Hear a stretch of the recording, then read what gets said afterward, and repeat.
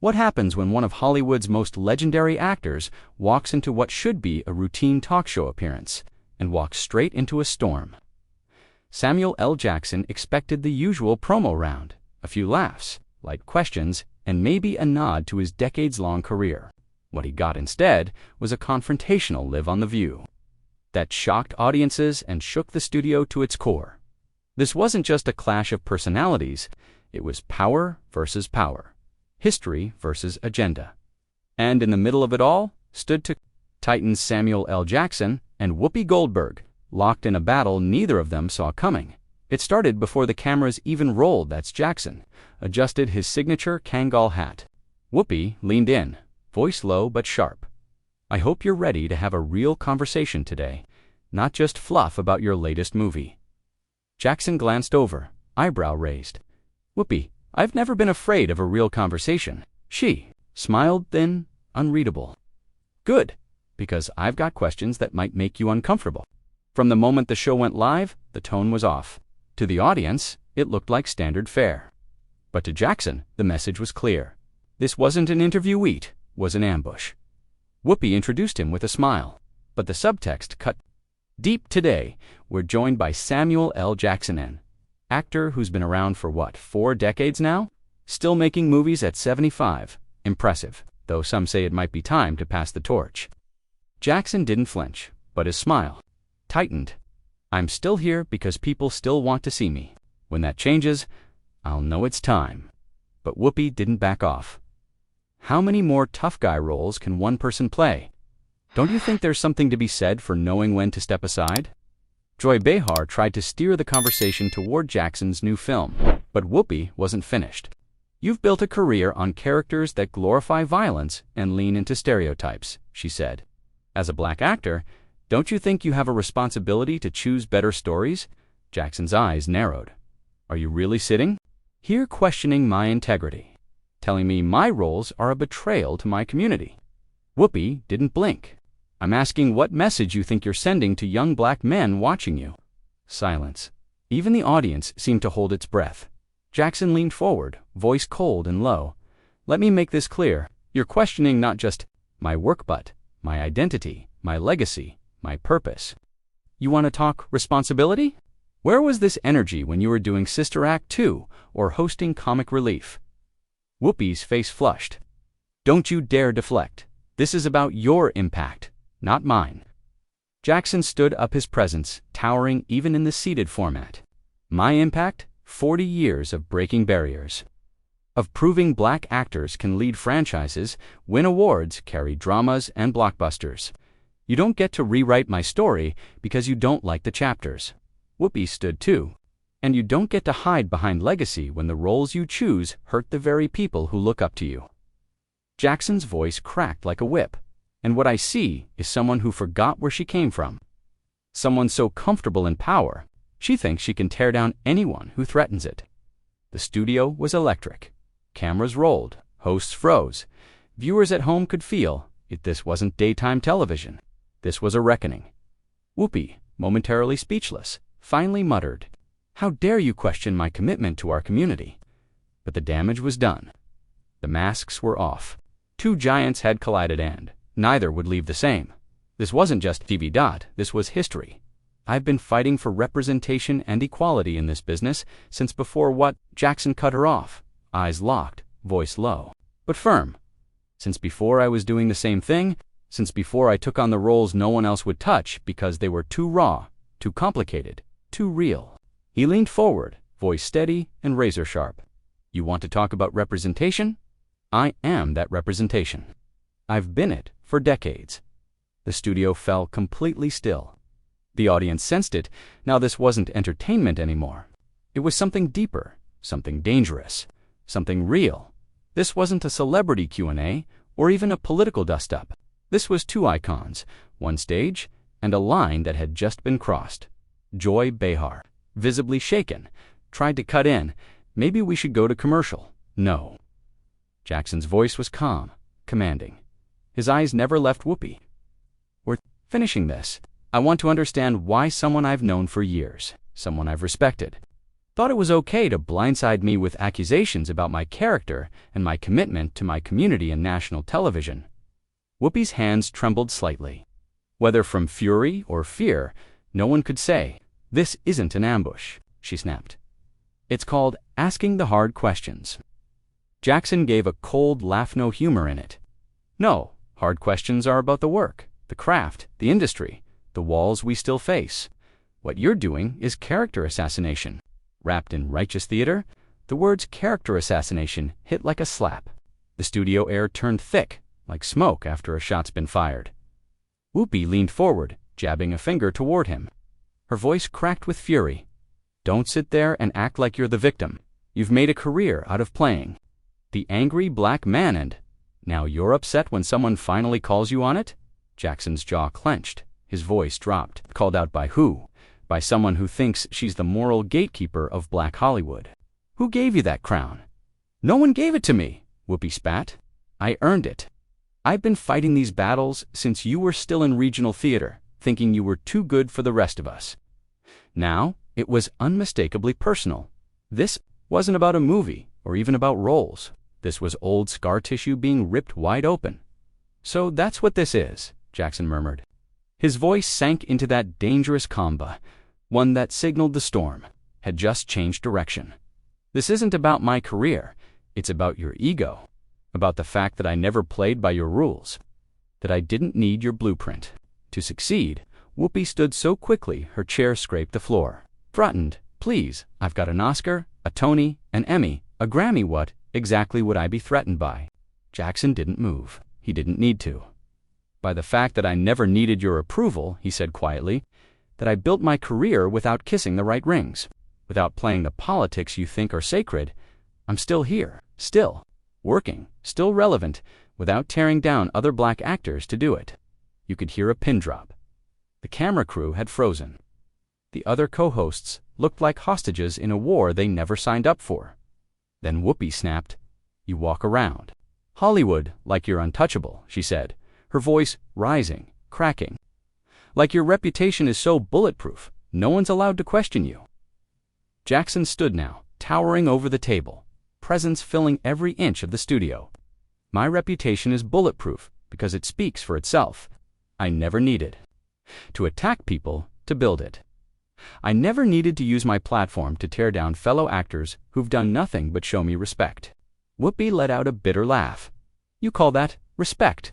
You ignore your peers. You treat award shows and industry events like they're beneath you, like we're beneath you." Jackson stepped closer, not with aggression but with clarity. "Finality, I call it protecting my dignity," he said. "I don't play the backstabbing games you thrive on. If that makes me seem distant to you, so be it." And then Whoopi exploded. "Petty politics," she roared, her voice finally cracking. "Under the weight of everything unsaid. Is that what you call advocating for better representation?"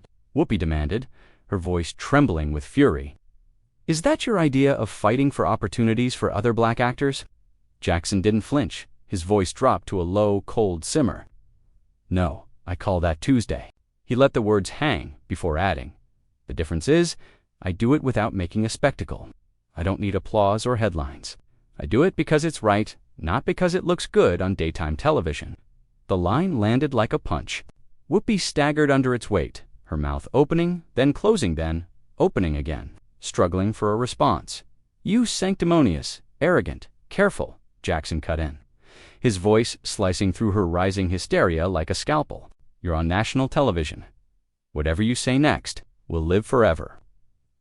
But Whoopi wasn't thinking about the cameras anymore. She had crossed a line, and now years of buried resentment were flooding out. "You think you're so perfect, so untouchable. But I know who you really are, Samuel." She leaned forward. "I know about the tantrums on set, the directors you've fought with, the co-stars who can't stand working with you." Jackson's expression didn't change, but his energy shifted. He leaned in, eyes narrowed, voice almost a whisper. "Is that right? And who told you all that, Whoopi? The same people feeding you dirt for this little ambush?" She blinked, visibly thrown. Her eyes darted just for a moment. "I don't know what you're talking about." "Sure you do," he said, nodding slowly. "This isn't spontaneous. This is choreographed. Someone whispered in your ear, gave you stories, loaded the gun, but you pulled the trigger. So now, I'm asking, why are you letting yourself be used?" Her face went pale. "No one's using me," she whispered. "These are my questions, my concerns." Jackson laughed quietly, bitterly. "Your concerns? For how long?" "Because we've been in the same rooms for years. Same galas, same panels, same charity dinners. And this is the first I'm hearing of them." He tilted his head. "Funny how those concerns only show up when the red light is on and the cameras are rolling." The other hosts looked frozen silent spectators in a slow-motion implosion. No one dared interrupt. "I've always had these concerns," Whoopi insisted, but her voice had lost its edge. "Really?" Jackson replied. "You've hosted this show for how many years? You've had the platform every single day. Yet today, when I'm here to promote my film, you decide to air your grievances. Why now, Whoopi? What's really going on here?" Sarah Ann finally tried to interject. Voice trembling, "Maybe we should take a quick break?" "No," Jackson said sharply, still staring at Whoopi. "I want the truth. I want to know why someone I've always shown respect would choose this moment to go after me. On your show, with your audience, on your stage." Whoopi's breaths were shallow now. Her composure was crumbling. "You want to know why?" she snapped. "Because I'm tired. Tired of watching you coast on your reputation while younger. Better actors get overlooked. Tired of seeing Hollywood hand you role after role while others are fighting for scraps." Jackson's face didn't move. "Younger talent, like who?" he asked calmly. "Say their names. Tell me who you think deserves my roles and why they're more qualified." The challenge landed like a final blow. Whoopi opened her mouth, but nothing came out. "That's what I thought," Jackson said, voice like stone. "This isn't about uplifting others. This is about you, your ego, your resentment, your idea that I've somehow wronged you just by existing outside your system. I don't have a personal issue with you," Whoopi murmured. Weak now, her momentum gone. "Then explain this," Jackson said, gesturing to the room. "Explain the ambush, the accusations, the public dismantling of a career you know has helped open doors for the very people you claim to protect." Whoopi glanced around the studio and for the first time, really saw it. The audience watched. In stunned silence, the cameras were still rolling. Her co-hosts looked like statues paralyzed, unsure whose side to take. "I just think," she began, voice barely audible, "I just think actors in your position should use their influence more wisely."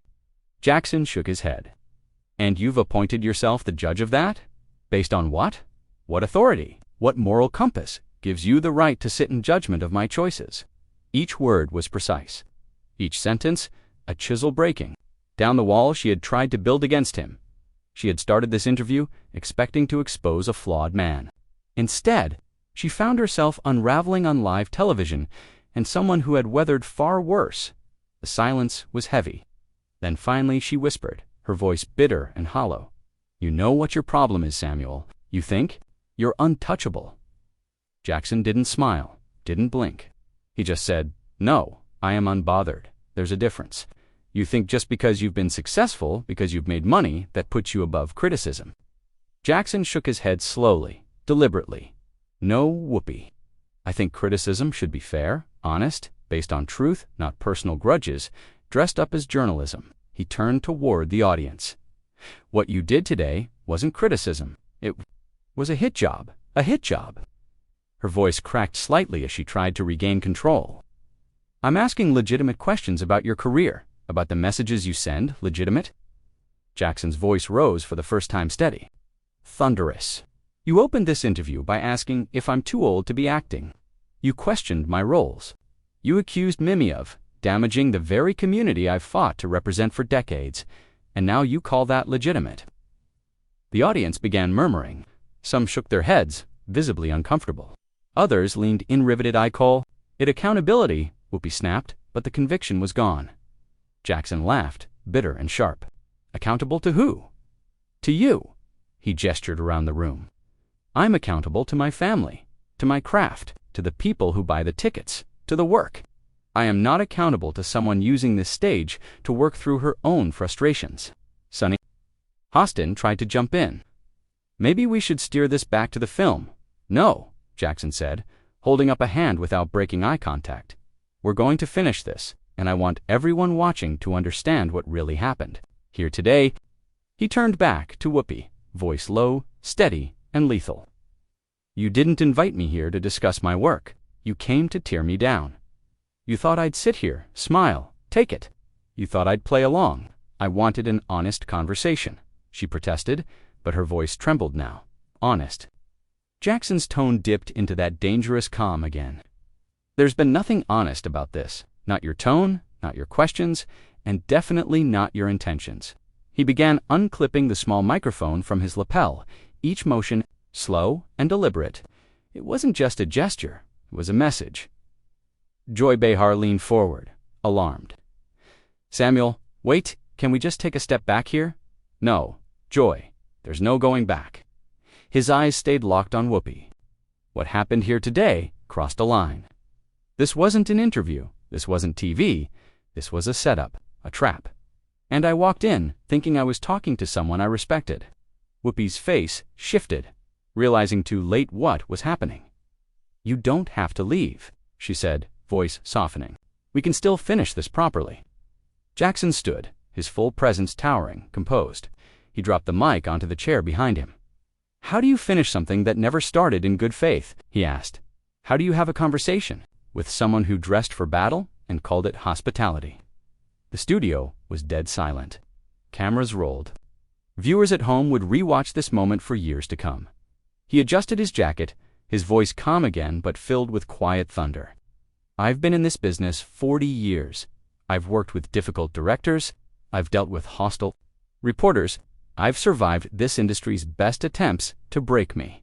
But never, he paused, locking eyes with Whoopi.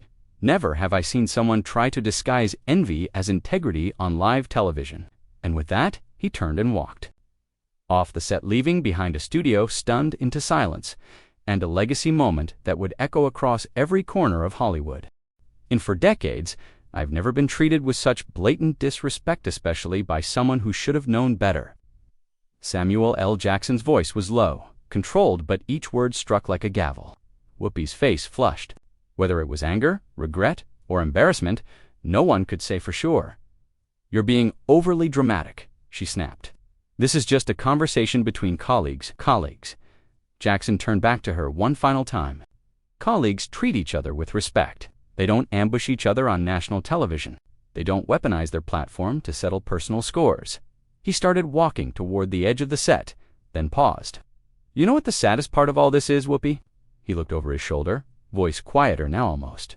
Reflective. I respected you, your work, your activism, what you've done for the industry. I thought we were at least friendly, if not friends. We are, Whoopi said, her voice almost a whisper. This doesn't have to end like this. It ended the moment you made me the villain in whatever story you've been writing in your head, he said. The moment you decided that tearing me down would somehow lift you up. The studio fell silent. Not just quiet silent. Even the crew had stopped moving. Jackson faced her fully. I hope whatever point you were trying to prove was worth it. I hope burning this bridge and humiliating yourself on national television was worth whatever personal grievance you've been nursing. Samuel. Please, Whoopi pleaded, her voice breaking. Please, what? He took a step closer, not aggressive, but commanding. Please stay so you can keep attacking me. Please pretend this didn't happen. Please accept this is how you treat people you claim to respect. He shook his head slowly. I've got too much self-respect for that. He turned to leave. His steps were slow, measured, dignified amid the chaos he was leaving behind. This is exactly what I'm talking about, Whoopi cried out, desperation creeping into her voice. You can't handle criticism? You walk away the second someone challenges that perfect image you've built. Jackson stopped, turned back. One last time. His voice was calm, utterly final. No, Whoopi. I'm walking away because I can tell the difference between criticism and character assassination. He took a breath. Because I won't sit here and be verbally abused for your ego or for entertainment. Another step. And because sometimes the most powerful thing you can do is refuse to participate in someone else's dysfunction. The silence that followed was crushing. Whoopi opened her mouth, but no words came. She had pushed, expecting him to lash out, to stumble. Instead, he held the line, exposing her without ever raising his voice. "This interview is over," Jackson said to the studio, to the audience, to the world. "Not because I can't handle tough questions, but because I won't reward dishonesty with my presence." He walked off, clean, unshaken, with his dignity fully intact. The cameras kept rolling. Whoopi sat frozen, her face a mix of shock and something dangerously close to regret. The other hosts avoided eye contact. The audience was motionless. And across America, millions of viewers were already hitting rewind enable to believe what they had just witnessed. Whoopi had gotten the confrontation she wanted, but not the one she'd expected. Instead of exposing Samuel L. Jackson as an arrogant has-been, she had exposed herself as someone willing to sacrifice professionalism, and perhaps even a friendship, for a headline. Instead of looking like a fearless journalist, she looked exactly as Jackson described her, someone performing a hit job, dressed up as an interview. The screen faded to black as the view finally cut to commercial. But by then, it was far too late. The damage was done. The lines were crossed. And Samuel L. Jackson had made one thing crystal clear. Some bridges, once burned, aren't meant to be rebuilt. What do you think? Was Jackson right to walk off the set? Or should he have stayed and defended himself further? Drop your thoughts in the comments, and don't forget to subscribe for more behind the scenes. Moments that show what really happens when the cameras are rolling and the masks come off. Because in Hollywood, sometimes, the real drama starts when the script ends.